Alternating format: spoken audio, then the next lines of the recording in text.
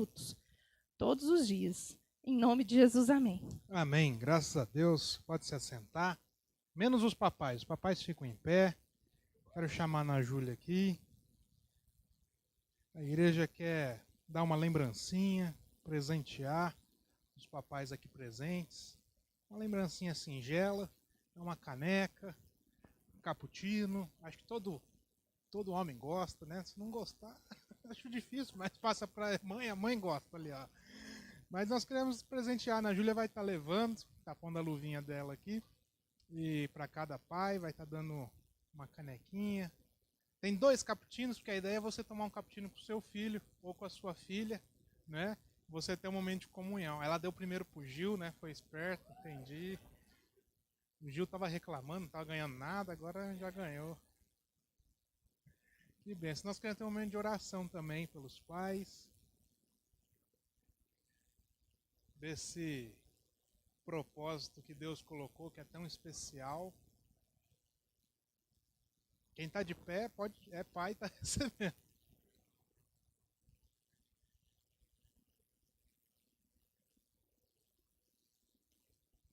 Amém? Todos receberam? Glória a Deus. Curva sua cabeça, feche seus olhos. Senhor, eu quero agradecer, Pai, pelos pais aqui presentes. Quero agradecer, Pai, pela graça, pela dádiva que o Senhor deu a cada um deles. Porque o Senhor os abençoou com filhos, Pai. Os filhos, a Tua palavra diz que são herança do Senhor. Que o Senhor abençoe eles com sabedoria, com graça, com discernimento, com paz, Pai. Com muito amor no coração, para que eles continuem exercendo, Pai, esse chamado de serem pais. Nesses dias que muitas vezes são tão controversos, Pai. Que o Senhor dê graça para que eles sejam pais de amor, pais que ensinam, pais que orientam, pais que estão juntos, Pai, dos seus filhos, no nome de Cristo Jesus. E que o Senhor livre-os de todo mal e renove toda alegria e toda energia, em nome de Cristo Jesus. Amém. Amém. Pode se assentar, Deus abençoe. Tem que orar para Deus dar energia, né? Porque tem hora que precisa de muita energia, né, Luiz? Glória a Deus por isso, amém? Você que não é pai, mas que é filho, como somos filhos, você tem o seu papai em casa, nós temos 3 canecas que sobraram, você pode estar levando depois.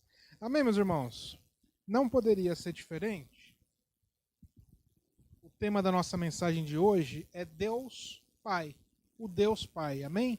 E eu quero compartilhar com os irmãos essa mensagem sobre o Deus Pai. E vou pedir para o Gil abrir, deixar ali no telão, você abre na sua Bíblia, o Evangelho de João, capítulo 14, verso 21. Depois nós vamos para Lucas. Nós vamos falar sobre o Deus Pai. Deus, todos nós nos relacionamos com Ele, não é verdade? Deus, todos nós falamos que amamos a Ele, que servimos a Ele, nos relacionamos com Deus de alguma forma. Mas a questão é ir com Deus Pai, e com o Pai. Nós nos relacionamos com Deus Pai? Nós temos comunhão com Deus que quer se revelar como Pai? Ou será que nós nos relacionamos com Deus provedor das nossas necessidades apenas? Enquanto que Deus quer oferecer uma relação muito mais profunda. Então lá em João 14, 21 diz assim: quem tem os meus mandamentos, ou algumas versões, quem observa os meus ensinamentos e lhes obedece, esse é o que me ama, Jesus Cristo está dizendo. E aquele que me ama será amado por meu Pai. Vamos repetir? Por meu Pai. E eu também o amarei e me revelarei a ele. Amém? É um versículo curto, mas que Jesus nos ensina e traz ensinamentos muito profundos e poderosos para as nossas vidas. Porque ele está dizendo que quem ama ele, Jesus dizendo, olha, como é que eu reconheço quem me ama? É a pessoa que diz da boca para fora, eu amo a Jesus? Não é suficiente. É a pessoa que diz, não, eu tenho um compromisso com Cristo, eu amo a Ele, eu sirvo a Ele, eu oro. Não é suficiente. Jesus está dizendo que Ele mesmo reconhece quem o ama como aquele que observa os seus ensinamentos e os obedece.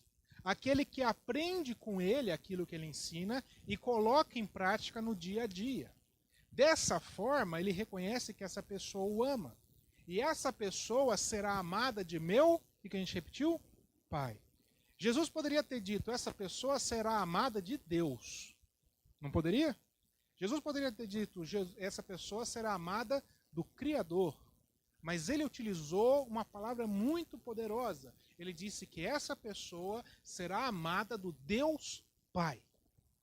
Essa pessoa será amada do Deus Pai. Aquele que observa os ensinamentos de Cristo e os obedece, colocando em prática no seu dia a dia, que não é um cristão de ouvir apenas, mas de colocar em prática, esse sim, Jesus reconhece que ama ele, e esse é amado, se relaciona com Deus Pai. Para poder obedecer e para poder observar os ensinamentos, aprender com Cristo e obedecer e colocar em prática, é necessário que a gente se sujeite à autoridade de Jesus Cristo. E isso é algo muito fácil de falar, mas na prática do dia a dia é um pouco mais difícil de se observar. Eu estou falando não a gente nos outros, nós conosco mesmos, glória a Deus.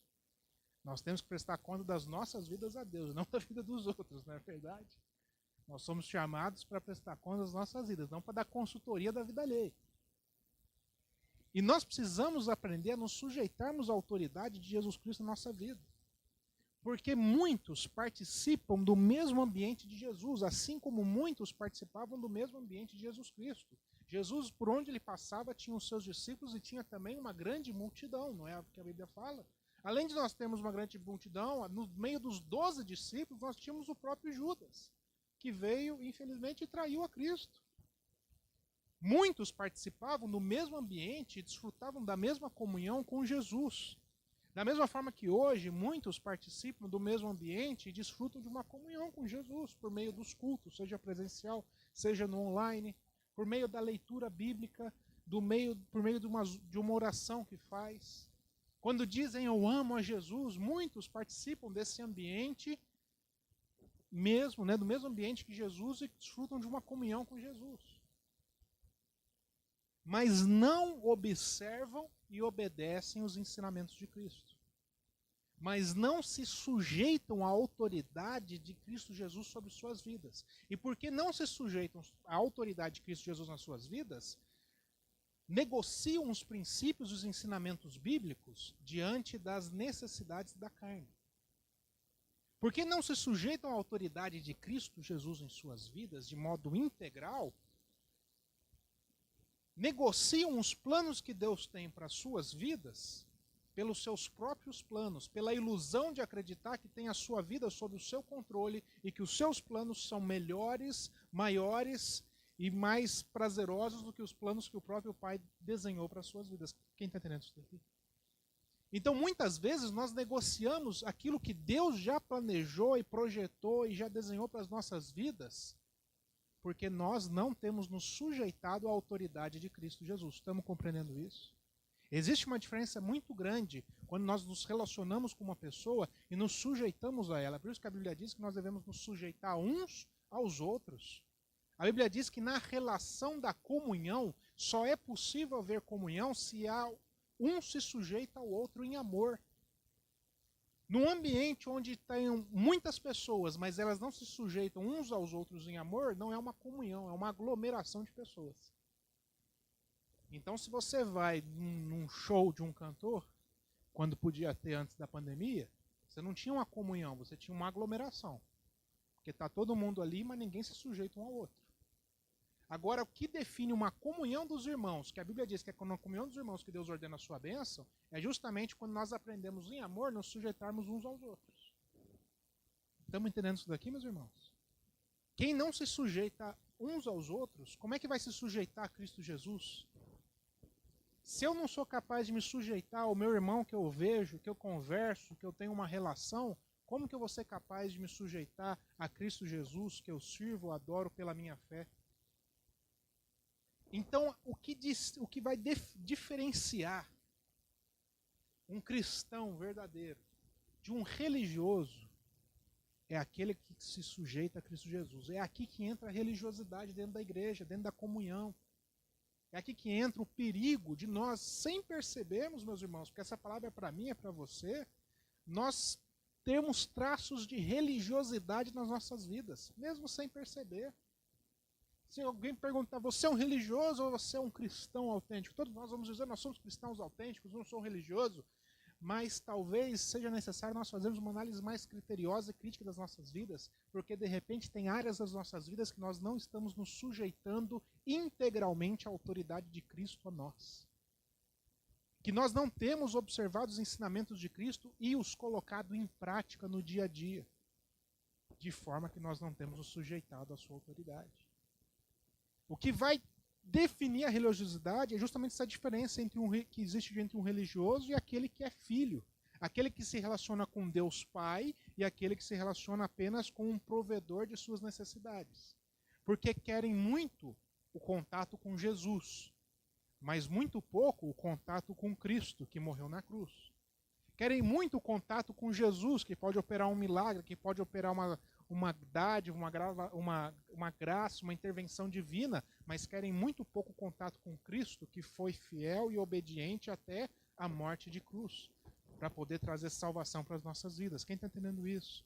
Então, muitas vezes nós queremos nos relacionar apenas com Jesus, o que pode fazer algo para nós, mas não com Cristo, aquele que implica em uma mudança de vida, implica em nascermos de novo, sermos novas criaturas, abandonar o velho homem, que vivia segundo os seus próprios desígnios, preceitos e interesses, e agora viver uma vida que não mais nós projetamos para nós mesmos, mas que já foi projetada, sonhada pelo próprio Deus. Glória a Deus por isso.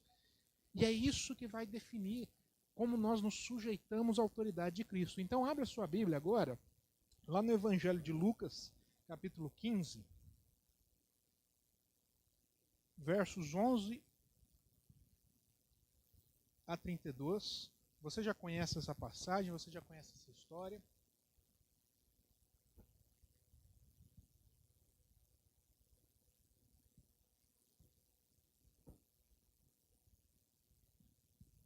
Mas Deus tem sempre algo novo para falar com a gente, tratar os nossos corações, renovar na nossa vida. Glória a Deus por isso. Todos acharam? Diz assim: continuou, Jesus estava contando algumas parábolas, ele continuou: certo homem tinha 2 filhos. O mais moço deles disse ao pai: Pai, dá-me a parte dos bens que me cabe. E lhes repartiu os haveres. Passados não muitos dias, o filho mais moço, ajuntando tudo o que era seu, partiu para uma terra distante e lá dissipou todos os seus bens, vivendo dissolutamente. A Bíblia fala o que ele fez? A Bíblia fala que ele viveu uma vida e acabou com seus recursos. A Bíblia elenca pecados que ele cometeu. A Bíblia diz que ele pegou todos esses recursos e viveu dissolutamente. Depois de ter consumido tudo, sobreveio àquele país uma grande fome, uma crise econômica naquele território. E ele começou a passar necessidade. Então ele foi e se agregou a um dos cidadãos daquela terra, e este o mandou para os seus campos a guardar os porcos. Ali desejava ele fartar-se das alfarrobas que os porcos comiam, mas ninguém lhe dava nada. Então, caindo em si, disse: quantos trabalhadores de meu pai têm pão com fartura, e eu aqui morro de fome. Levantar-me-ei e irei ter com meu pai, e lhe direi: Pai, pequei contra o céu e diante de ti. Já não sou digno de ser chamado do teu filho. Trata-me como um dos seus trabalhadores.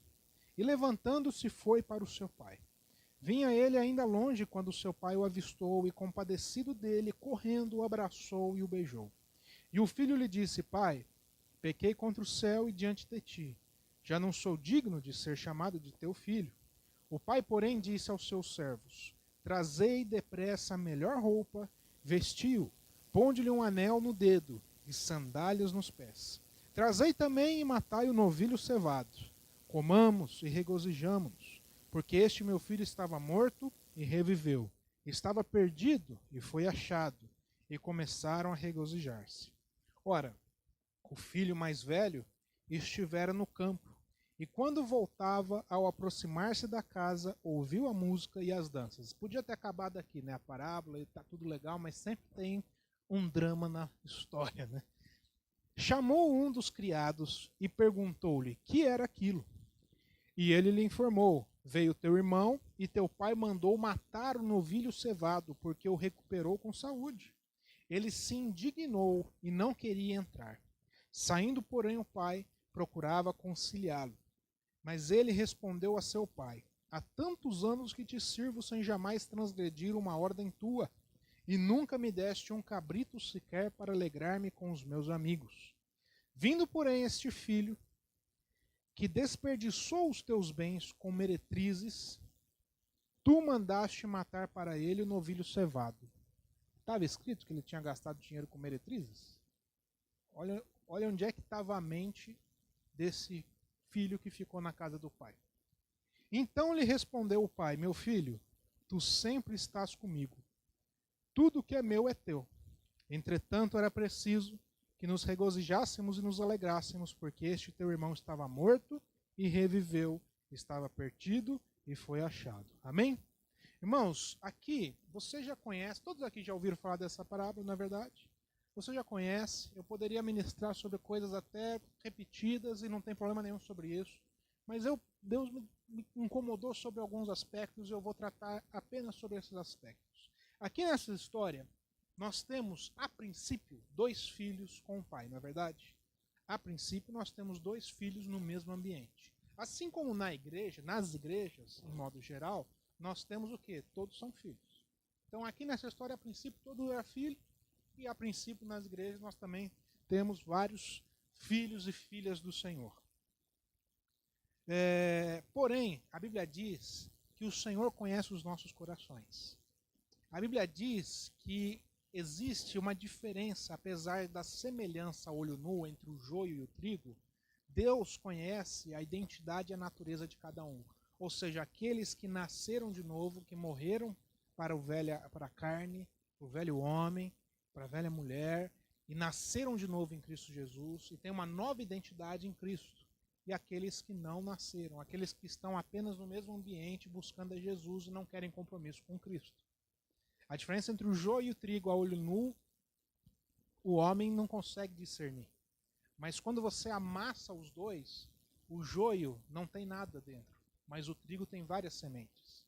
A identidade é que revela quem é quem. E isso somente Deus é quem sabe e somente Ele vai fazer distinção. Por isso que a Bíblia diz que muitos são chamados e poucos escolhidos. Por quê? Porque Deus tem preferência.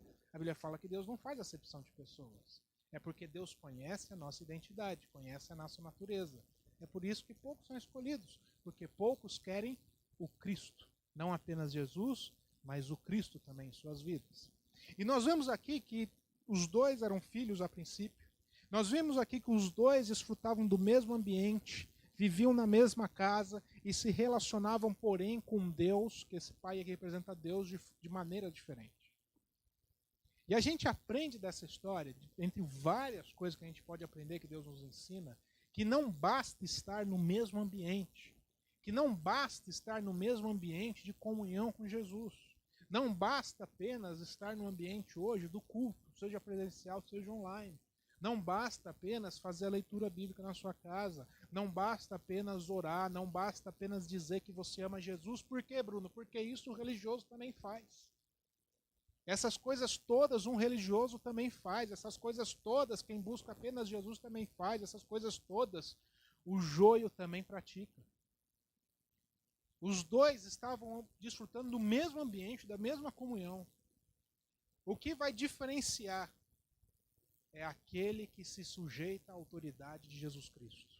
É aquele que aprende a se sujeitar à autoridade de Jesus Cristo. E note que eu estou dizendo que a autoridade é de Cristo. Não é do pastor, não é do pregador, não é da denominação da igreja. É de Cristo Jesus sobre as nossas vidas. Bruno, como que eu me sujeito à autoridade de Cristo na minha vida? João 14, 21. Aquele que observa, que aprende com os meus ensinamentos e os obedece e os põe em prática e pratica, aprende e pratica na sua vida. Esse é o que me ama. Esse é o que aprendeu a se sujeitar à minha autoridade. Esse é o que decidiu viver sobre o governo do Espírito Santo sobre a sua vida, glória a Deus por isso, e não sobre o seu próprio governo humano. Esse é o que aprendeu a se sujeitar à autoridade de Cristo. Quando a gente olha para o filho pródigo, esse que pegou as coisas e foi embora, a princípio, ele é o malvado da história. Que absurdo, como é que pode? O cara pega tudo, vira as costas, vai embora, vai viver do jeito dele. Esse homem, o filho pródigo, apesar dos pecados dele, apesar do erro dele, apesar dele ter negociado, a princípio, no começo, a comunhão dele com o Pai, para poder viver os planos dele, assim como muitas vezes, meu irmão, de repente você está aqui, ou você está aí, e tem áreas da sua vida que você decidiu viver os seus planos, do seu jeito. Eu vou tocar a minha vida do meu jeito. Sem você perceber, você negociou os planos que Deus já tinha para a sua vida com os planos que você quis fazer para você. E sabe o que é o pior? A gente coloca Deus no meio da história. Ao invés de viver aquilo que Deus planejou e está planejando para nós, a gente vive o que a gente planeja e coloca Deus no meio do rolo. Não, porque não sei o quê, porque a Bíblia diz, que Deus vai... E Deus está lá no trono da graça falando assim, não tem nada a ver com esses rolos, cara. Essas broncas que você está arrumando na sua vida aí, você... Podia estar tudo evitado. Mas muitas vezes a gente age como filho pródigo. A gente vira as costas para Deus e fala, eu vou viver desse jeito, daqui vai dar certo. Ó, Deus vai abençoar. E acha que a gente repete um mantra, Deus tem a obrigação de sair lá do trono e dar um jeito de abençoar. Não é assim que funciona, irmãos. Quem está entendendo isso daqui? Não é dessa maneira. Os planos de Deus para a nossa vida são de paz e prosperidade. A vontade de Deus é boa, perfeita e agradável. Se eu rejeito viver tudo isso, eu estou sendo como um filho pródigo que vira as costas para Deus e fala, vou viver minha vida do meu jeito. Mas esse filho pródigo, ele caiu na ilusão de que os planos dele eram melhores do que os planos do pai. Mas ele se arrependeu. Ele observou os ensinamentos que ele já teve na casa dele. Ele se arrependeu dos seus pecados. E ele obedeceu, ele colocou em prática. Ele falou, eu vou retornar à casa do Pai. Eu vou me sujeitar ao Deus Pai. A autoridade de Deus Pai sobre a minha vida. Então, com uma humildade, não com uma falsa modéstia, mas com uma humildade autêntica, Pai, eu sei que os seus servos, os seus funcionários, recebem um tratamento muito melhor que eu estava recebendo nesse mundo. Então, me recebe como seu funcionário. Eu reconheço que eu não tenho espaço. O que Deus fala? Você é o meu filho. Meus irmãos, a gente pode ter errado, pecado, desviado do caminho, virado as costas para Deus, decidido a viver a nossa vida do nosso jeito. Eu quero te dizer que nessa noite, se você se voltar ao Senhor, Deus te recebe como filho. Ele não te recebe como menos do que você é, porque Ele quer ser o Deus Pai. Ele quer e é o seu Deus Pai. Só depende de nós nos voltarmos a Ele. Ele não dá um sermão de moral, ele não dá um castigo, uma pena, ele não, de uma maneira pública, envergonha. Não, nada disso. Pelo contrário, ele faz uma festa para receber o seu filho. De repente, hoje, você simplesmente caiu na ilusão que o filho pródigo caiu. De viver alguma parte da sua vida aí do seu jeito. Do jeito que você achava que dava certo, que era correto. E hoje Deus está abrindo seus braços dizendo, vem filho, que eu sou seu pai. E eu vou te receber como meu filho. Vou restaurar todas as coisas que você tinha antes. Porque com Deus é assim. Não é verdade? Porque esse filho pródigo se sujeitou à autoridade de Deus. E amava a Deus como Deus Pai. Agora o outro, que estava lá, o seu irmão, ele não se relacionava, ele desfrutava do mesmo ambiente, não é verdade? O mesmo ambiente, a mesma comunhão. Só que ele se relacionava com o detentor da propriedade e não com Deus Pai. Tanto é que a bronca dele, qual que foi?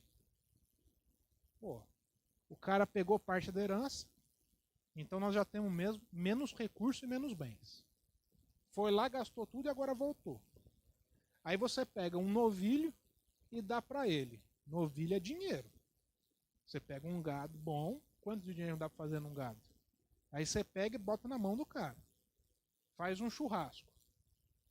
Peraí, não é assim não. Ele é o mais novo, eu sou o mais velho. Isso daqui tudo vai ficar para mim. Então ele se relacionava com ele como um detentor da propriedade, com a expectativa que um dia ele fosse herdar tudo aquilo.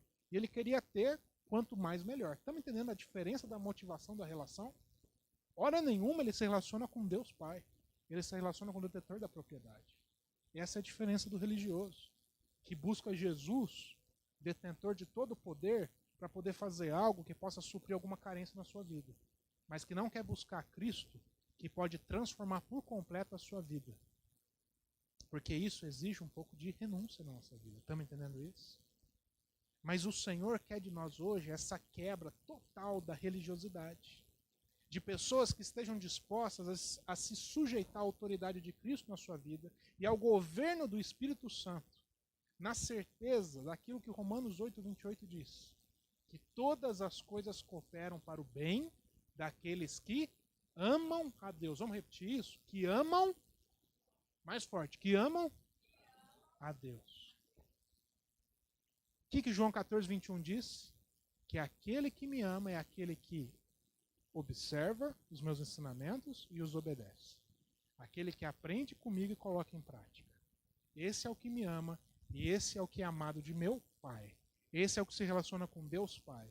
Então, quando nós vemos dito em Romanos 8:28 que todas as coisas cooperam para o bem daqueles que amam a Deus, é aqueles que se sujeitam à autoridade de Cristo em sua vida. É aqueles que observam os ensinamentos e também os obedecem. Esses, meus irmãos, nós, eu e você, o Senhor está trazendo uma garantia na palavra dele. Todas as coisas cooperam para o nosso bem.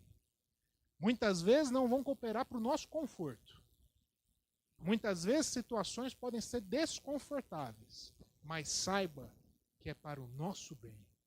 Mas saiba que Deus cuida de você. Mas saiba que Deus é o teu Pai. Deus ele não quer se revelar apenas como Deus Criador, como Deus Provedor, mas também como Deus Pai e Pai de amor. Glória a Deus por isso. Você pode se colocar de pé nessa noite. Vamos ter uma palavra de oração. Curva sua cabeça, feche seus olhos.